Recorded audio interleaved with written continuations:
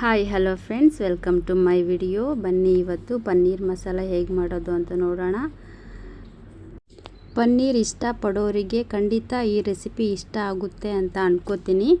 Fried rice, jeera rice, chapati, paratha, ರೋಟಿಗೆ super combination ಅಂತಲೇ ಹೇಳ್ಬೋದು ಪನ್ನೀರ್ ಮಸಾಲ. ಸ್ವಲ್ಪನೂ ನೀರನ್ನು ಬಳಸದೆ ಮಾಡಿದ್ದೀನಿ. ಬನ್ನಿ ಈ ರೆಸಿಪಿಗೆ ಏನೆಲ್ಲ ಇಂಗ್ರೀಡಿಯೆಂಟ್ಸ್ ಬಳಸಿದ್ದೀನಿ ಅಂತ ನೋಡೋಣ.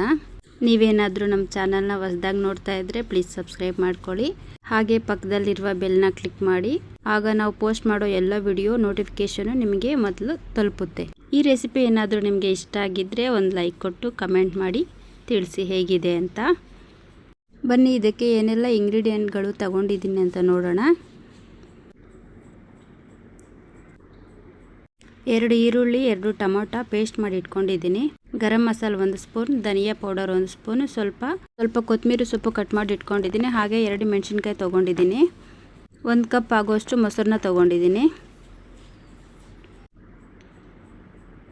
ಹಾಗೆ 200 ಗ್ರಾಮ್ ಆಗೋಷ್ಟು ಪನ್ನೀರು, 1 ಸ್ಪೂನು ಅಚ್ಚ ಖಾರದ ಪುಡಿ, ರುಚಿಗೆ ತಕ್ಕಷ್ಟು ಉಪ್ಪು, ಹಾಗೆ ಸ್ವಲ್ಪ ಪಲಾವ್ ಇಂಗ್ರೀಡಿಯೆಂಟ್ಸ್ ತೊಗೊಂಡಿದ್ದೀನಿ. 20 ml ಆಗೋಷ್ಟು ಎಣ್ಣೆನ ತೊಗೊಂಡಿದ್ದೀನಿ, ಕುಕ್ಕಿಂಗ್ ಆಯಿಲ್. ಈಗ ಪೇಸ್ಟ್ ರೆಡಿ ಮಾಡೋಣ. ಧನಿಯಾ ಪೌಡರ್, ಗರಂ ಮಸಾಲ, ಅಚ್ಚ ಖಾರದ ಪುಡಿ ಮಿಕ್ಸ್ ಮಾಡಿ ಎತ್ತಿಟ್ಕೊತಾ ಇದ್ದೀನಿ. ನಂತರ ಸ್ಟವ್ ಮೇಲೆ ಬಾಣಲಿ ಇಟ್ಟು ಅದಕ್ಕೆ ಎಣ್ಣೆ ಸ್ವಲ್ಪ ಹಾಕಿ ಪನ್ನೀರನ್ನ ಸ್ವಲ್ಪ ಫ್ರೈ ಮಾಡ್ಕೊಳ್ಳೋಣ. ನೋಡಿ ಇದೇ ಥರ ಗೋಲ್ಡನ್ ಬ್ರೌನ್ ಬರೋ ತನಕ ಫ್ರೈ ಮಾಡಬೇಕು. ನಂತರ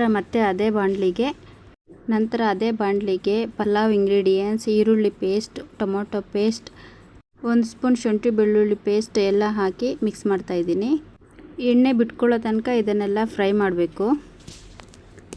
ಈ ರೆಸಿಪಿ ಏನಾದರೂ ನಿಮ್ಗೆ ಇಷ್ಟ ಆಗಿದ್ದರೆ ಒಂದು ಲೈಕ್ ಕೊಟ್ಟು ಕಮೆಂಟ್ ಮಾಡಿ ತಿಳಿಸಿ. Thank you for watching.